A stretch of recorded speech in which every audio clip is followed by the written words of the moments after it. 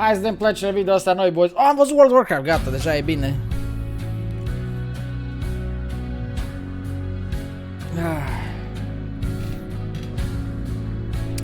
League of Legends ăla vechi. Pep Hands.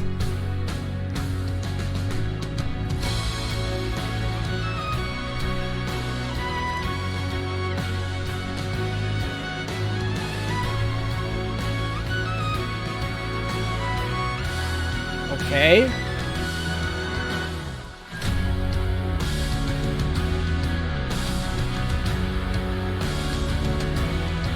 Fortnite Poggers.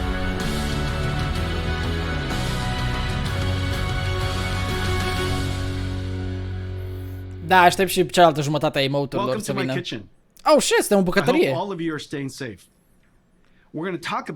Geaca lui faimoasă de piele. Modern GPUs are technology marvels. It is the engine of large industries from design, cloud AI to scientific computing. But it is the gamers and their insatiable demand that is the driving force of the GPU. Pulling their GPUs to create the largest distributed computer ever. 1 million gamers united to counter-strike the COVID-19 coronavirus. The result was 2.8 exaflops. What? 5 times the processing power of the world's largest supercomputer to simulate the virus.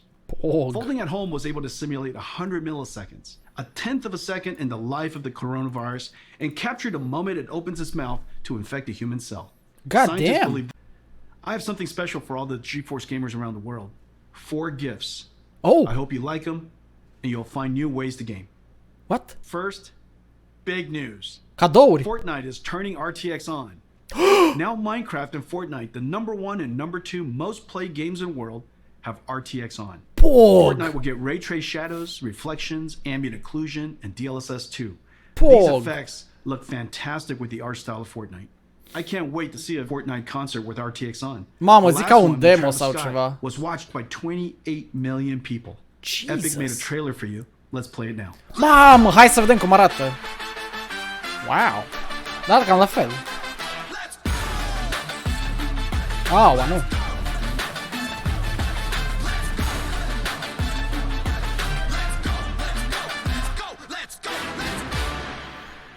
Bă, dacă DLSS-ul funcționează așa cum a funcționat mie în teste, ar fi ceva. 75% of GeForce gamers play esports. Esports is a game of milliseconds. Reaction time is a combination of the gamer and the machine. Let me explain. This is Valorant. In this example, the opponent is traveling at 1500 pixels per second, and it's visible in this opening for only 180 milliseconds. God damn. A typical gamer has a reaction time of 150 milliseconds from photon to action. You can only hit this opponent if your PC adds less than 30 milliseconds. Most gamers have latencies far greater than 30 milliseconds, many up to 100 milliseconds. Today we're announcing a new esports technology called Nvidia Reflex. Nvidia Reflex optimizes the rendering pipeline across CPU and GPU to reduce latency by up to 50%.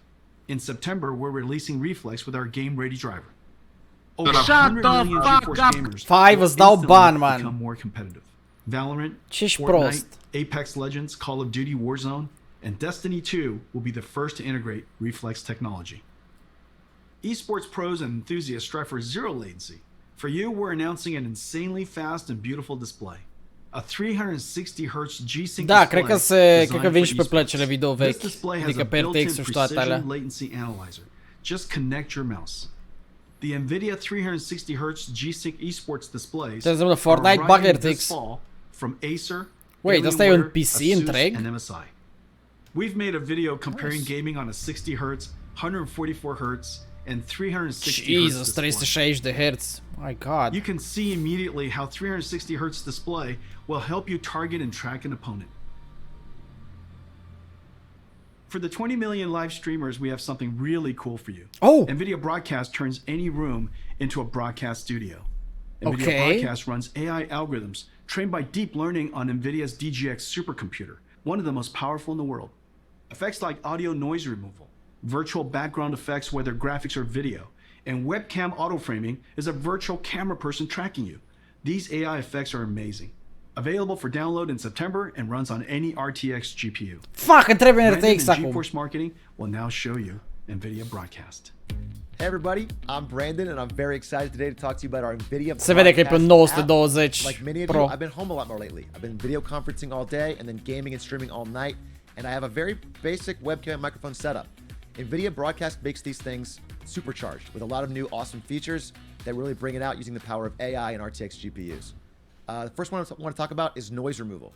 So I've asked my girlfriend to join me with a blow dryer here. It's okay. And that distracting sound makes it very hard to understand what I'm saying. But when I turn on noise removal in Nvidia Broadcast, you find that it's completely gone. And that blow dryer is still going. But Nvidia Broadcast isn't just awesome audio features. There's some really exciting video features as well. Let's take a look. First up, we have the ability to blur your background, which you may notice that I need because I have a very cluttered and messy room. De ce? E When mișto. I turn this background blur feature on, all of a sudden I get this really classy effect. And I can adjust the strength of that from low to high and everything in between. Vreau și eu. Or, if I want, I can actually replace the background altogether. Now I'm in a space station with the magic of AI. It's that easy. Or, if I want to jump into some gameplay, I can remove the background altogether and jump into some Valorant. Eu. And now I'm playing with a green screen effect without actually having to have one at home. I don't have to play good, but at least I can look good. Acum putem merge cu toții la piscina lui Dorian Popa. Just chatting stream. I want to zoom in to get Mamă, a ce m-am speriat. personal connection with the audience. Două, mersi But the frumos, problem man. is I bounce around so much. It's easy for my head to get out of frame. With the auto frame feature, Yeah. it's like having your own personal cameraman that follows you wherever you go. Wow. So, if for example, I wanted to reach over and grab my cool Valorant hat and show it to everybody, it follows me every step of the way. I just find Nvidia Broadcast to be really exciting. Dar n-am Both the RTX, streamer and god someone damn who it. works from home. The ability to remove distracting noise, improve your background, and keep yourself in the center of the frame are all awesome features in one app, and I just can't wait for you guys to try it. Băi, e A foarte new form tare. of art has emerged from gaming called Machinima. Artists are using game assets to create cinematics. Dar nu e nou, asta e There's veche been de tens of 10 billions ani of de views on acum. YouTube. Most are shorts. Some are even recreating entire classic movies. It's becoming a whole new art genre. Today, I'm going to show you an app that will make these cinematics amazing. Oh. It's called Nvidia Omniverse Machinima. It's an app built on our Omniverse 3D workflow collaboration platform. Omniverse is a universal design tool asset exchange with a viewer based on photorealistic path tracing. Wow. The engine is designed to be physically accurate, simulating light, physics, material, and artificial intelligence. We have connectors for most third-party design tools, like 3ds Max, Maya, Photoshop, Epic Unreal, Rhino, and Ce many more. mișto. The Machinima app brings in elements and assets from games and third-party collections like TurboSquid and lets you mix and compose them into a cinematic. Creators can use their webcam to drive our AI-based post-estimator to animate characters, drive face animation AI with your voice, add high-fidelity physics like particles and fluids, make Dude. materials physically accurate, and then when done with your composition and mixing, render film quality cinematics with your RTX GPU. Nvidia Omniverse Machinima. Beta in Holy October. Sign up at shit. nvidia.com/machinima. Let me show you a demo we created in a few days. We started with assets from Mountain Blade 2, Banner Lord. You're gonna love this. Mă, cât de tare, imaginează pentru ăștia care vor să creeze filme. Deci să faci animații folosind chestia asta, mă, cât de tare.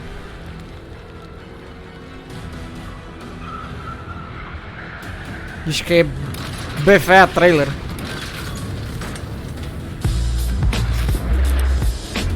Lorenzo, mersi frumos, man, de 27.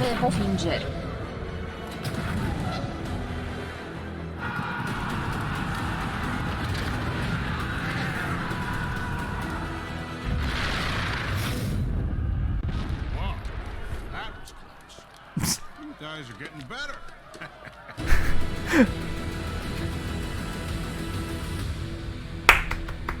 Actual cool shit, chat. Actual cool For 4 shit. years since NVIDIA researcher Turner Whitted first published his paper on ray tracing, computer science researchers have chased this dream to create super realistic virtual worlds with real-time ray tracing. NVIDIA, seeing the ultimate limits of rasterization approaching, Wait, focused what? intense efforts over the past 10 years to realize real-time ray tracing on a large scale. At SIGGRAPH 2 years ago, we announced the NVIDIA Rtx. Now 2 years later, it is clear we have reinvented computer graphics. Nvidia RTX is a full-stack invention. At runtime, DLSS 2.0 takes in low-resolution, aliased image and motion vector of the current frame and the high-resolution previous frame to generate a high-resolution current frame.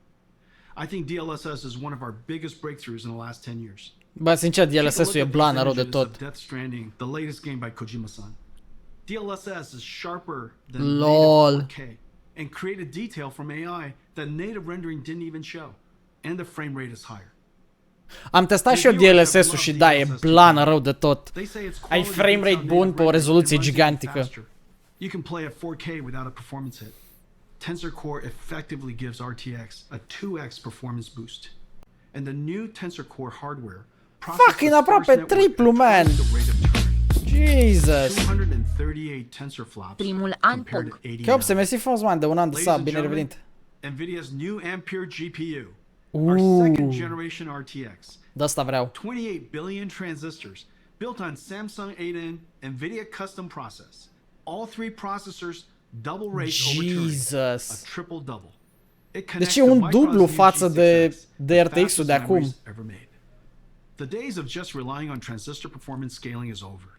Yet Ampere is an incredible 2 times the performance and energy efficiency of Turing. Timer. At Nvidia, we use every engineering lever to squeeze every drop of performance out of the system.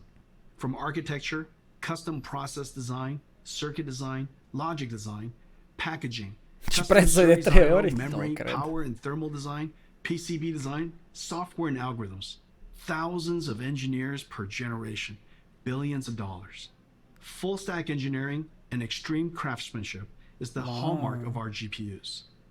Our performance, energy efficiency, and low power are all world class. Păi prima serie a fost prototip, dacă stai să o iei așa. Holy shit! The more ray tracing is done, the greater the Ampere speed up.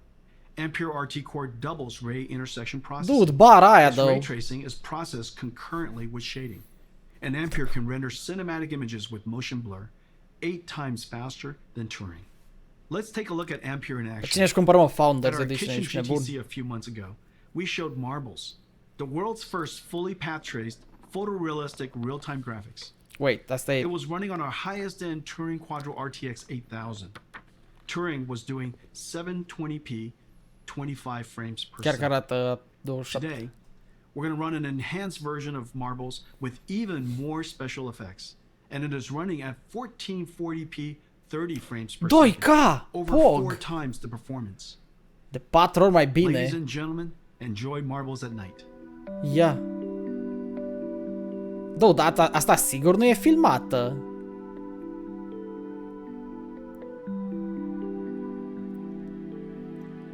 Mă jur, asta zici că e filmat aproape. E way too dang. Oh my god.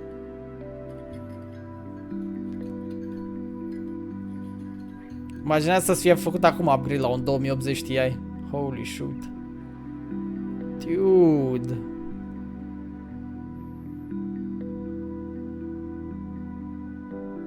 Oh my god. Și chat, începem cu bara de fonduri cândva, sun, zilele astea. Oh, ce bine arată. Chiar că ar trebui chat. Damn. Deci așa arată ele needitate. Și așa arată ele după texturare și toate alea. Mamă, cum arată demo față de celălalt.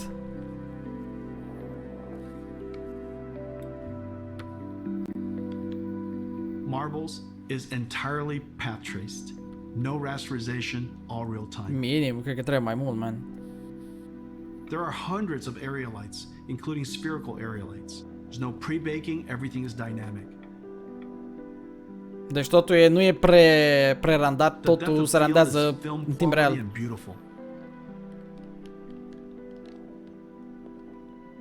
Everything is dynamic. Diffuse GI, all dynamic. Oh my god. Hundreds of rigid bodies, 80 million triangles. Materials are physically accurate. Physics simulation and volumetric rendering in real time.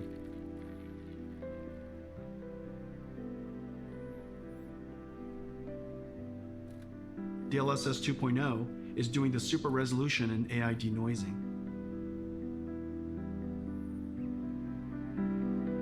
Atât forță. I-au făcut sculptura acolo pe fundal.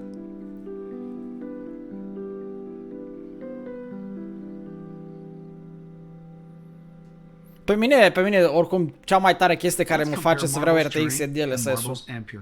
You can see dramatic visual quality jump of Ampere. Marbles on Turing runs at 720p, 25 frames per second. Marbles on Ampere runs at 1440p, 30 frames per second. More than 4 times the performance.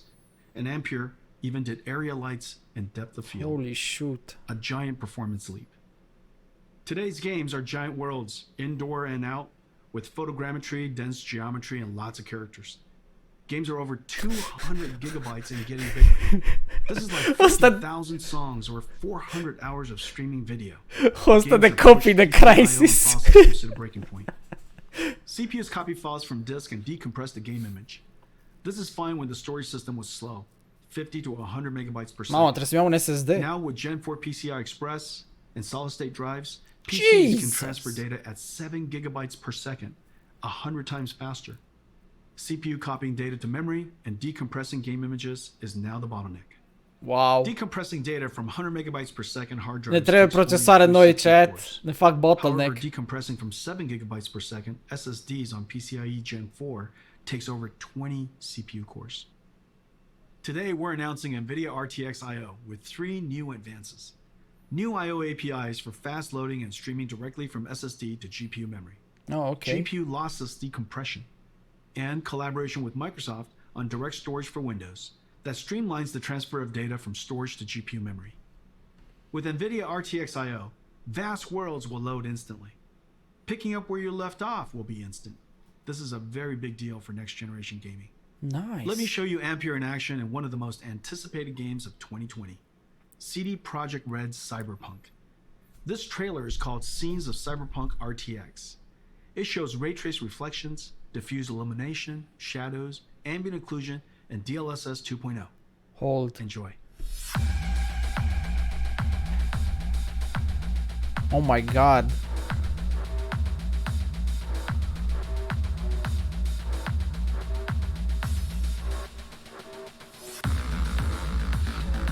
Jesus. Oh, dar se simte diferența față de demo-urile pe care le-am văzut.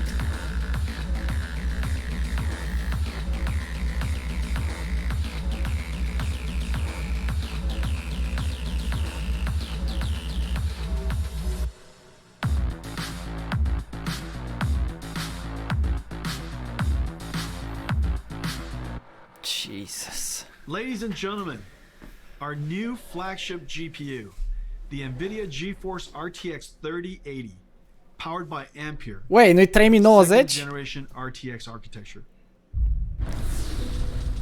3080, chat. Ia să o vedem. Ne credeam că să fie 3090 din leak-urile alea. Asta și ce mișto arată.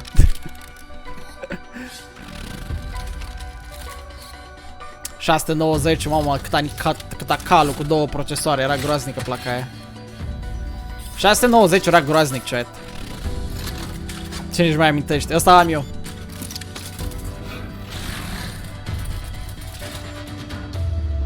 Ia să vedem. Oh. Oh. Post-champ. 19 giga... 19 giga de memorie? Ueleu.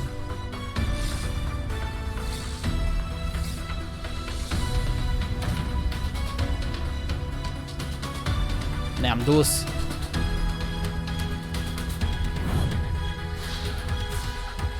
Mamă, ce-i cooler-ul la tată?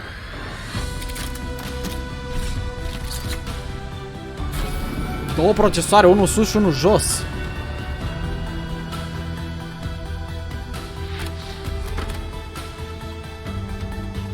What the fuck?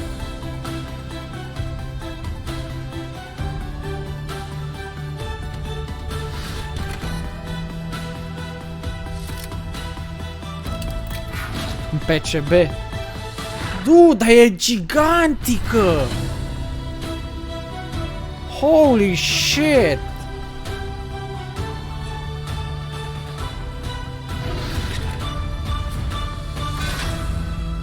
E animalic de uriașă, man!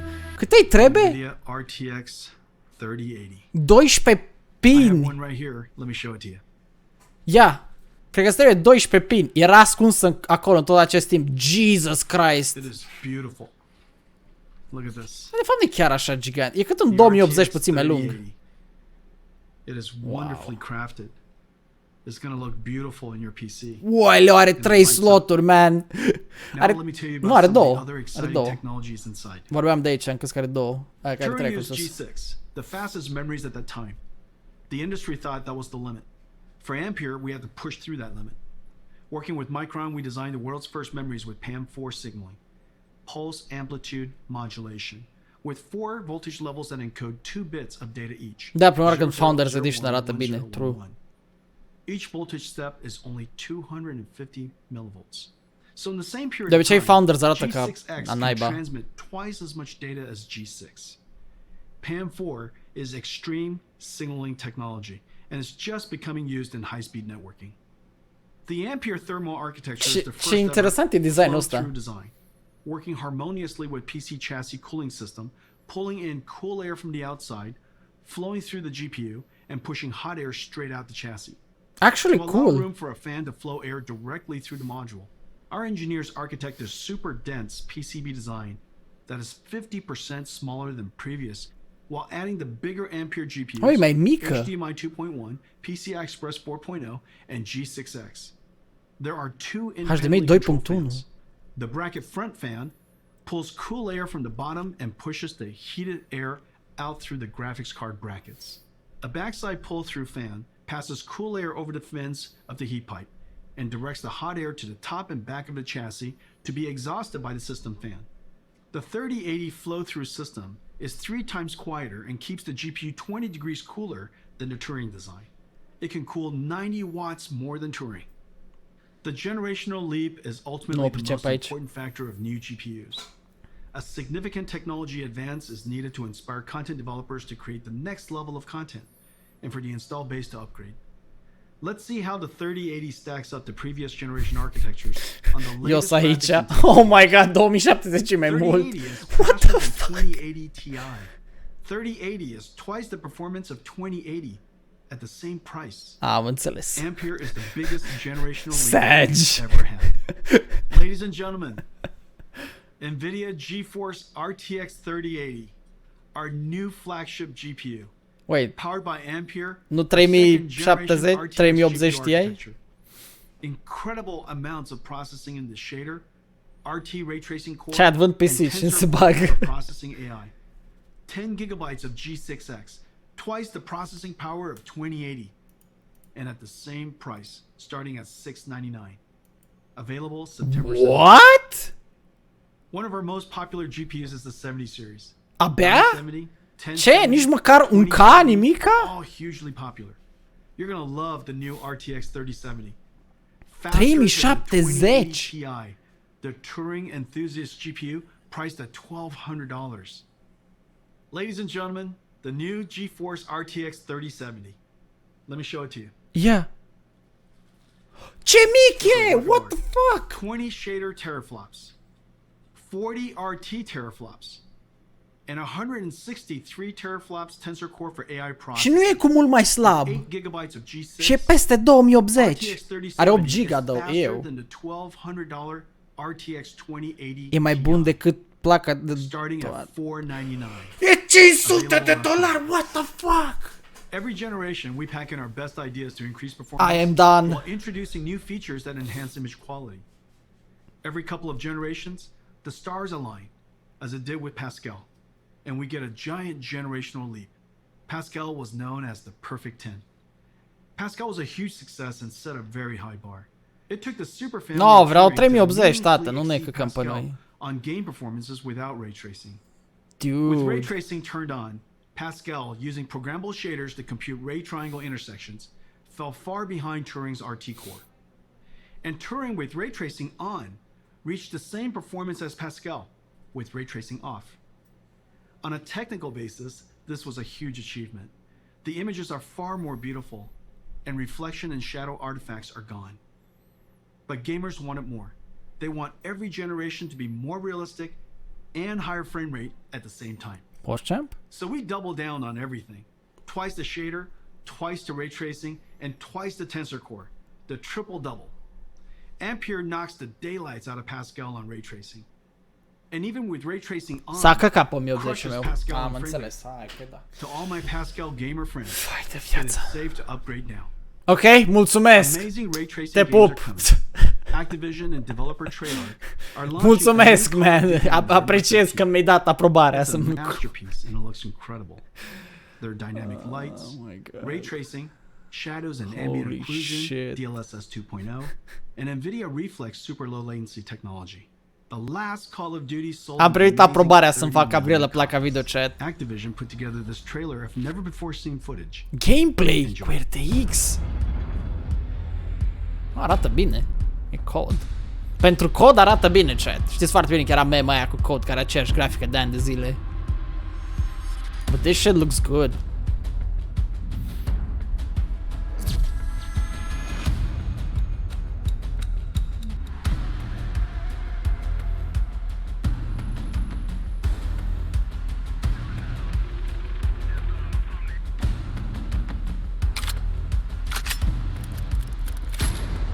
Oh my God.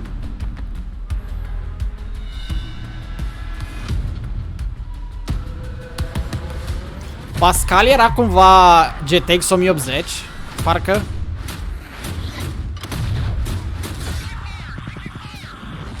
Da. Am zis eu că s-a referit direct la mine când a zis aia. Ăștia care aveți Pascal e safe să vă dați upgrade. Salutare, Bobo! Salut, mai mersi fost de resub. Pushing the GPU to the absolute limit to create the best graphics card of that generation. It was built in limited quantities. Wey, vorbește de alt vârf de gamă. Distribution was limited. The demand surprised us. Creatives were making 4K movies, rendering cinematics. Researchers built workstations for data science and AI. Bloggers built broadcast workstations. Flight and racing simulation fans built sim rigs. God damn. There is clearly a need for a giant GPU that is available all over the world. So we made a giant Ampere. Ladies and gentlemen, the RTX 3090. Eram sigur că e un 3090. Fii atent că scoate un cal din cuptor.